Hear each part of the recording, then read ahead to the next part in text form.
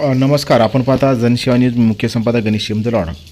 आज दिनांक 25/1/2026 रोजी ग्रामपंचायत कार्यालय इस्लापूर येथे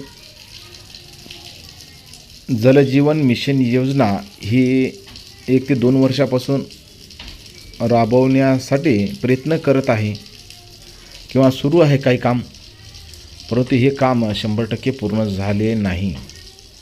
आणि दुसरीकडे हा ठेकेदार म्हणत आहे आम्ही प्रत्येकाला नळ दिले आणि बुचं दिले, परंतु हेच नळ पडलेल्या अवस्थेत आहेत आणि जे नळ कनेक्शन किंवा बुचं आहेत हे तुटलेल्या अवस्थेत दिसून येत आहे.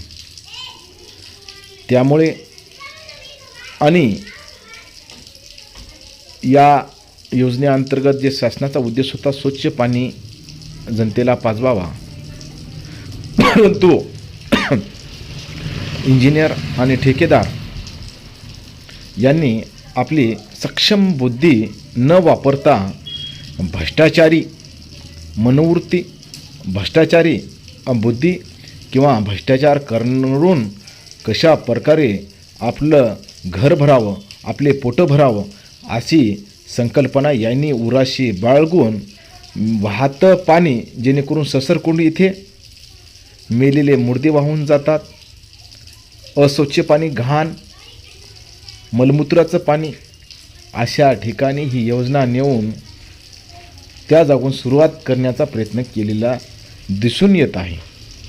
खरोखरच ही देशाला आणि इस्लापूर या गावाला शोकांतिका म्हणावी लागेल की अशा जागेचं घाण पाणी पाजवण्याचा उद्देश जो सरकारी व्यवस्थेचा होता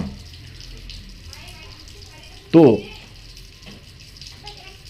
पूर्ण होऊ देत आहेत किंवा यांना रोखण्यासाठी सामान्य ही जनता किंवा कोणता अधिकारी नाही. एकीकडे मुळझरा किंवा होडी या इथे तळे आहेत, परंतु त्या तळ्याच्या जागी स्वच्छ पाणी पाजवलंही असतं, परंतु असं करायचं नाही.